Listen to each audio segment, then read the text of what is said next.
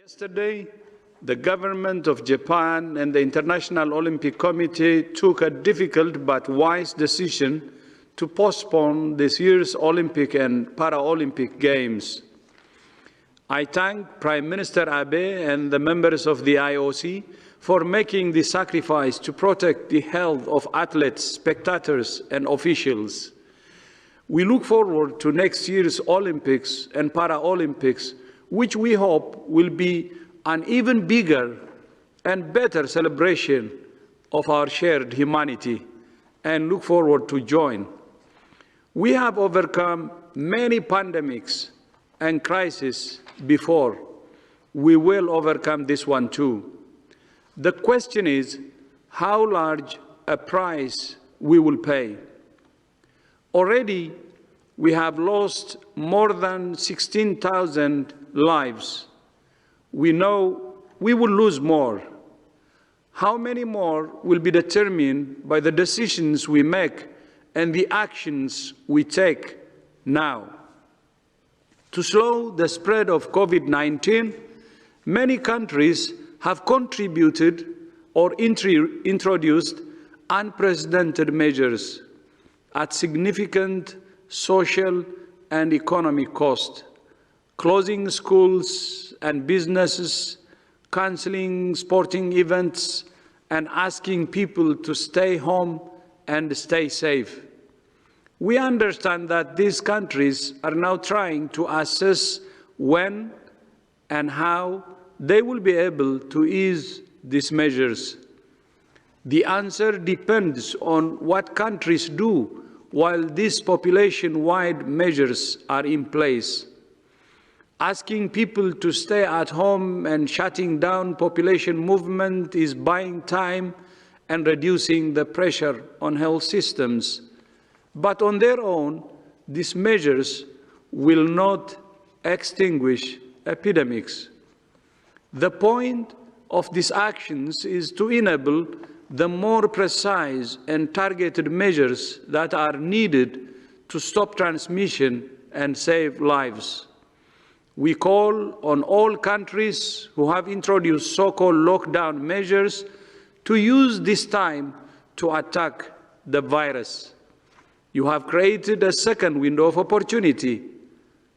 The question is, how will you use it? There are 6 key actions that we recommend. First, expand, train, and deploy your healthcare and public health workforce. And second, implement a system to find every suspected case at community level. Third, ramp up production capacity and availability of testing. Fourth, identify, adapt, and equip facilities you will use to treat and isolate patients.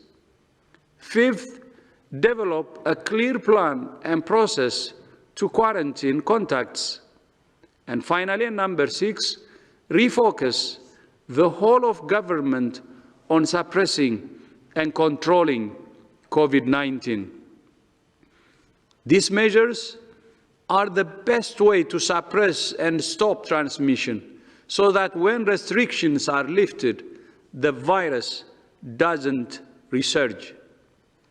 The last thing any country needs is to open schools and businesses only to be forced to close them again because of a resurgence. Aggressive measures to find, isolate, test, treat, and trace are not only the best and fastest way out of extreme social and economic restrictions, they are also the best way to prevent them. More than 150 countries and territories still have fewer than 100 cases.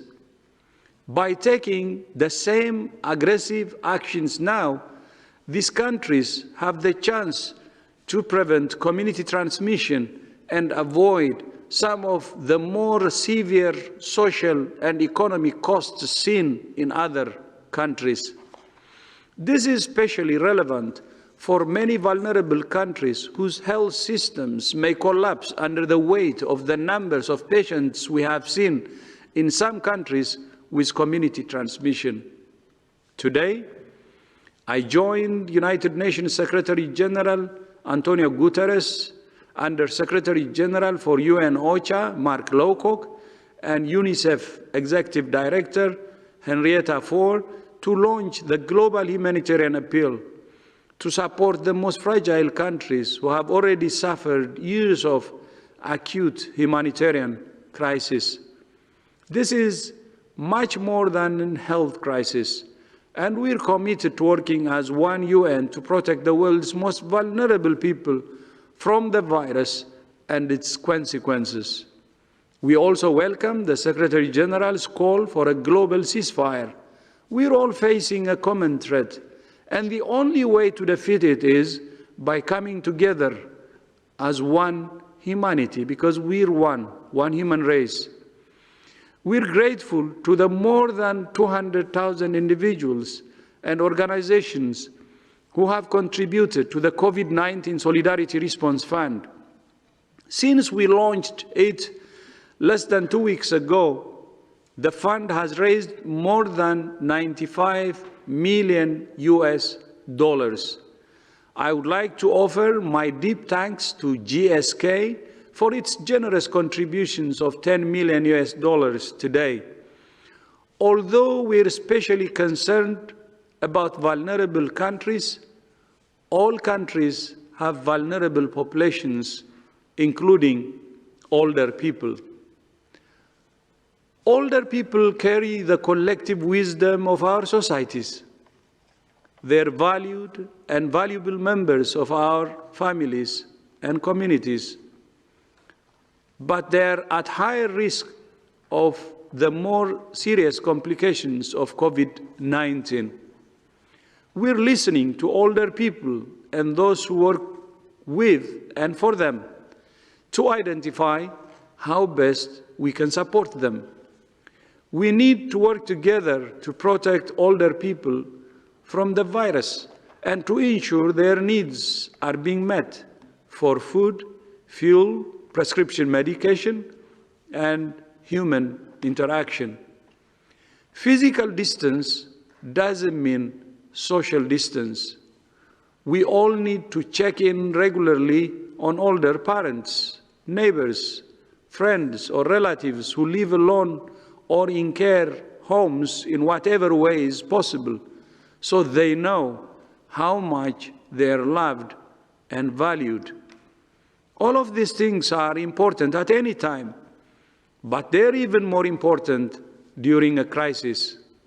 Finally, the COVID-19 pandemic has highlighted the need for compelling and creative communications about public health. Last year, WHO announced our first Health for All film festival. The volume, quality, and diversity of interests far surpassed our expectations.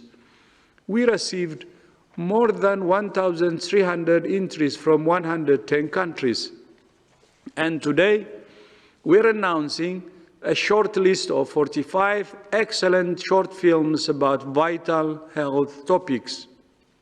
We're also announcing a distinguished panel of jurors who will judge the shortlist, with the winners to be announced in May.